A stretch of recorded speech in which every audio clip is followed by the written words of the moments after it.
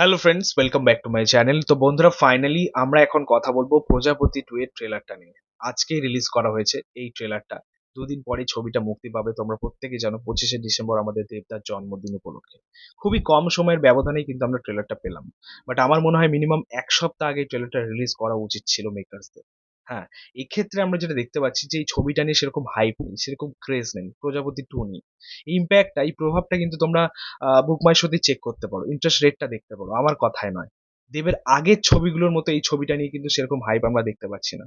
But আমার যেটা মনে হয় মিনিমাম 1 সপ্তাহ আগে ট্রেলারটা দরকার ছিল রিলিজ হওয়া। তাহলে এই হাইপটা হয়তো মেনটেন থাকতো বা দর্শকের ইন্টারেস্টটা হয়তো মেনটেন থাকতো। বাট এই ক্ষেত্রে অনেকটা লেট আমার মনে হয়। তবুও দেখা যাক যে ছবিটা কেমন ওয়ার্ক করে। যেহেতু এটা বেঙ্গল টকিজের ছবি, তোমরা প্রত্যেকেই জানো যে এই যে ট্রায়োটা রয়েছে আর কি, আমাদের অভিজিৎ সেন, অতনু রয় চৌধুরী এবং দেবদার যে ট্রায়োটা, এটা একটা সুপারহিট ট্রায়ো। তাদের একটা আলাদা ফ্যান বেস রয়েছে। ঠিক আছে? তো সেক্ষেত্রে ছবিটা হয়তো ওয়ার্ক করে যাবে। বাট কিছুটা হলেও কিন্তু একটা নেগেটিভ ইমপ্যাক্ট পড়বে। এই কারণে, ঠিক আছে? সঠিক সময়ে টিজার, ট্রেলার একটা ছবির খুব, খুব পরিমাণে আরকি প্রয়োজন থাকে। তো এক্ষেত্রে কিন্তু অনেকটা লেট হয়ে গেছে বলেই আমার মনে হয়। বাট যাই হোক, কেমন লাগলো প্রজাপতি 2 এর এই ট্রেলার? দেখো, সত্যি বলতে এই ট্রেলারটা কিন্তু আমার দারুণ লেগেছে এবং দারুণ লাগার কিন্তু অনেক কারণ রয়েছে।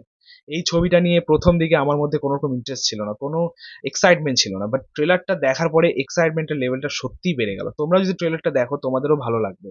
মানে ভালো লাগার মতোই একটা ট্রেলার। অ্যাকচুয়ালি আমাদের পরিচালক অভিজিৎ সেন একটা জিনিস খুব ভালো মেইনটেইন করেন। আমরা প্রিভিয়াস তার কাজগুলো থেকে এটা খুব ভালোভাবে লক্ষ্য করতে পারি যে তিনি তার ছবিতে, তার তো স্টোরি সিলেকশন অবশ্যই সেটা একটা স্ট্রং পয়েন্ট, সেটা আমরা প্রত্যেকেই জানি।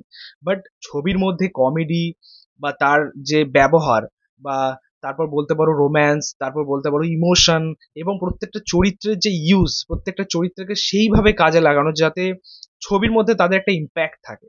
এই জিনিসগুলো কিন্তু তিনি খুব ভালো মেনটেন করেন। এই ট্রেলারটার মধ্যেই দেখে নিন, প্রত্যেকের ইন্ট্রোডিউস কিন্তু আমরা পেলাম। প্রত্যেকের একটা ছোঁয়া পেলাম ট্রেলারটার মধ্যে, যেটা সব থেকে বেশি ভালো লাগে। শুধুমাত্র এটা প্রজাপতি 2 এর ক্ষেত্রেই নয় কিন্তু, এর আগে প্রধান দেখো বা তার আগে প্রজাপতি পার্ট 1 দেখো, এই জিনিসটা তিনি খুব ভালো মেনটেন করতে পারেন। আলটিমেটলি তিনি যেটা প্রমিস করেন সেটাই কিন্তু করার চেষ্টা করেন, সেটাই পূরণ করার চেষ্টা করেন।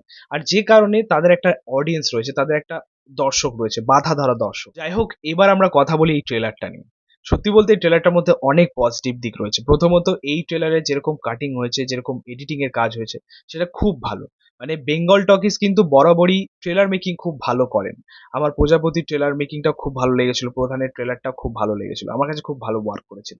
তো সেরকম ভাবেই এই ট্রেলারেও কিন্তু মানে কাটিং এবং এডিটিংটা খুব ভালো লাগছে, খুব ভালো ওয়ার্ক করছে। পাশাপাশি এই ট্রেলারটার মধ্যে আমরা সবই পাচ্ছি, আমরা কমেডির টাচ পাচ্ছি, একটা ইমোশনের টাচ পাচ্ছি, একটা রোম্যান্সের টাচ পাচ্ছি। একটা ছোট্ট মুভমেন্ট ছিল আমাদের দেব এবং ইদিকার মধ্যে, ট্রেলারটার মধ্যে, যেটা দারুণ ওয়ার্ক করেছে।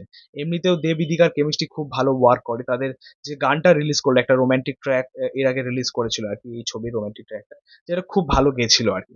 এছাড়া এই ট্রেলারটার মধ্যেও কিন্তু গানগুলোর ইউজ খুব ভালো হয়েছে। আমাদের জিৎ গাঙ্গুলির গাওয়া যে গানটা ছিল ফুটবে বিয়ের ফুল, ওটাকে খুব ভালো ইউজ করা হয়েছে। পাশাপাশি একদম শেষের দিকে একটা স্যাড সং পেলাম, যেটা খুব ভালো ওয়ার্ক করেছে। মানে অ্যাকচুয়ালি স্টোরির সাথে ব্যাপারটা খুব ভালো গেল, আমরা যেটা দেখলাম। এবং প্রজাপতি পার্ট 1 এও কিন্তু ট্রেলার মেকিং এ এরকম একটা স্যাড সং রাখা হয়েছিল, সেটাও নচিকেতার গাওয়া ছিল। তো গানগুলো খুব ভালো ওয়ার্ক করে এবং এই যে স্যাড সংটা, সেটা একটা মানে গুজবাম্প মোমেন্ট ছিল, যেটা দারুণ লেগেছে। এছাড়া আরেকটা সবথেকে বড় বিষয় আমরা যেটা দেখলাম এই ট্রেলার জুড়ে, প্রত্যেকের ইনভলভমেন্ট পেলাম, প্রত্যেকটা চরিত্রের ইনভলভমেন্ট পেলাম আর কি এই ট্রেলার জুড়ে। সেখানে তুমি খরাজ বলো, খরাজ মুখার্জি বলো, সেখানে কাঞ্চন বলো, মিঠুনদা বলো, আমাদের দেবদা বলো, জ্যোতির্ময় বলো, ইধিকা বলো, প্রত্যেককেই কিন্তু ট্রেলার জুড়ে আমরা দেখেছি। আর একটা বিষয়, আমাদের অভিজিৎ সেন যতই আমাদের দেবদাকে নিয়ে সুপারস্টার সুপারস্টার বলে নাচানাচি করুক না কেন, সে কিন্তু আলটিমেটলি ছবির দ্বারা দেবদাকে অ্যাজ অভিনেতা হিসেবে প্রেজেন্ট করে, যেটা আমার খুব ভালো লাগে। তোমরা প্রজাপতি দেখো, প্রধান দেখো, সুপারস্টার দেবকে কিন্তু আমরা পাইনি, অ্যাজ অভিনেতা দেবকে পেয়েছি, অভিনেতার সত্তাটাকে আমরা দেখতে পেয়েছি, যেটা দারুণ লেগেছে আমার। তো এক্ষেত্রে কিন্তু সেটাই হবে। মানে আমরা দেখতে পাচ্ছি যে মিঠুনদাকে সামনে এগিয়ে দেওয়া হয়েছে বা আদার চরিত্রগুলোকে সামনে এগিয়ে দেওয়া হয়েছে, দেবকে কম হাইলাইট করা হচ্ছে, এটা খুব ভালো জিনিস। তাই বলে এই নয় যে আমাদের দেবদা খারাপ অভিনেতা, সুপারস্টার হিসেবে তাকে প্রেজেন্ট করা হচ্ছে না, এটাই হচ্ছে মূল বক্তব্য। এছাড়া আরো একটা জিনিস, ট্রেলারটার মধ্যে আমরা অনেক ডায়লগ পেলাম, কিছু ডায়লগ ওয়ান লাইনার পেলাম, যেগুলো খুবই স্ট্রং ছিল। আসলে আমি প্রজাপতি পার্ট 1 এর ট্রেলারটা দেখে এলাম আর কি এই ট্রেলারটা রিভিউ করতে। তো পার্ট 1 এ একদম শেষের দিকে একটা ডায়লগ ছিল ট্রেলারটার মধ্যে, যেখানে দেবদার ডায়লগটা ছিল যে এবার বলো মন না প্রয়োজন। প্রধানের একটা ডায়লগ ছিল যে এই হাত ঘুষ খায় না। তাই ছাড়ানো যায় না, এরকম একটা ডায়লগ ছিল। তো ওয়ান লাইনার গুলো কিন্তু খুব ভালো ওয়ার্ক করে তার ছবিতে, এবং ডায়লগ গুলো বেশ মিনিংফুল হয়।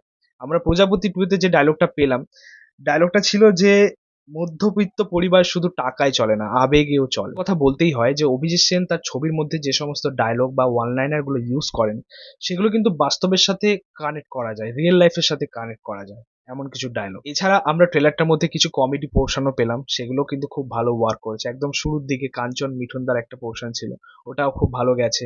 এবং খরাজ মুখার্জির একটা ডায়লগ ছিল কমেডি, সেটাও খুব ভালো ওয়ার্ক করেছে। হিউমারটা খুব ভালো ওয়ার্ক করেছে আর কি এই ট্রেলার জুড়ে। পাশাপাশি আমরা একটা ইমোশনাল স্টোরি পাচ্ছি, সেটা ট্রেলার দেখেই বোঝা যাচ্ছে, বাবা এবং ছেলে। তো কিছু ইমোশনাল পোর্শন ছিল ট্রেলারটার মধ্যে, যেগুলো খুব ভালো গেছে। ঠিক আছে, বিশেষ করে আমাদের মিঠুন চক্রবর্তী সেখানে জাস্ট ফাটিয়ে দিয়েছে। এমনিতেও মিঠুন চক্রবর্তী কমেডিটা যেরকম করেন, তার পাশাপাশি ইমোশন বিষয়টাও তিনি খুব ভালোভাবে আনতে পারেন। ওভারঅল সব মিলিয়ে এই ট্রেলারটা কিন্তু ওয়েল মেড একটা ট্রেলার, দারুণ ওয়ার্ক করেছে।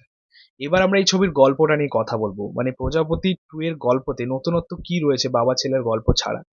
অবশ্যই নতুনত্ব রয়েছে, সেটা ট্রেলার দেখেই বোঝা যায়। একটা মধ্যবিত্ত পরিবারের গল্প আমরা পাচ্ছি, তাদের স্ট্রাগল পিরিয়ডের গল্প আমরা পাচ্ছি, তারা কিভাবে লাইফ লিড করে সেই গল্প আমরা দেখতে পাবো। এই ছবিতে দেবদার যে চরিত্রটা হতে চলেছে, বা দেবদাকে যে চরিত্র আমরা পেতে চলেছি, হয়তো প্রথমবার দেবদা এরকম একটা ভূমিকায় কাজ করবেন। দেবদা এই ছবিতে একজন সেফ, পাশাপাশি একজন সিঙ্গেল ফাদার। তো এই দুটো বিষয়কে তিনি কিভাবে হ্যান্ডেল করেন, এবং এই ট্রেলারটার মধ্যে একটা পোর্শন আমরা দেখতে পাচ্ছি, দেবদার যে চাকরিটা রয়েছে বা জবটা রয়েছে, সেটা হয়তো সে হারাচ্ছে বা হারিয়ে ফেলছে।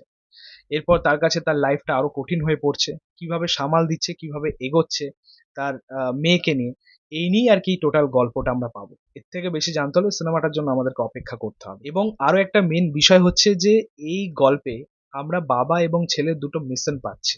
আলটিমেটলি বাবা চাইছে ছেলের আরেকবার বিয়ে দেবেন, এবং সেখানে তার একটা বৌমা খুঁজছেন তিনি। এবং পাশাপাশি দেবদাকে আমরা দেখতে পাচ্ছি সে নিজের জব এবং মেয়েকে নিয়ে বাঁচার চেষ্টা করছে। তো দুজনের দুটো মিশন আছে, তো আলটিমেটলি কোনটা সাকসেসফুল হচ্ছে এটাই দেখবো আমরা এই ছবির মধ্যে।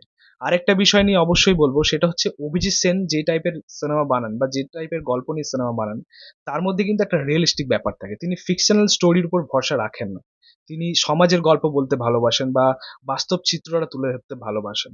এটা কিন্তু খুব ভালো একটা সাইন, এবং এই কারণে হয়তো অভিজিৎ সেন, দেবদা এবং বেঙ্গল টকিজের এই যে ট্রায়ো, এদের উপর ভরসা করে আর কি দর্শক, যার জন্য এদের ছবি এত ভালো ওয়ার্ক করে। তো যাই হোক, ওভারঅল এই ছিল বলার আর কি এই ট্রেলারটা নিয়ে, প্রজাপতি টু এর। আমার তো দারুণ লেগেছে, দেখা যাক ছবিটা কেমন চলে। আলটিমেটলি আগের ছবিগুলোর মতো ব্লকবাস্টার ভার্ডিক্ট আনতে পারি কিনা। তো এই ছিল বলার। তোমাদের মতামত, রিয়াকশন অবশ্যই কমেন্টে জানিও। ভিডিওটা ভালো লাগলে অবশ্যই লাইক করবে, শেয়ার করবি, পাশে থেকে সাপোর্ট করে চ্যানেলটাকে অবশ্যই সাবস্ক্রাইব করে যে পাশে থাকা বেল প্রেস করে পরবর্তী ভিডিওটা। Thank you.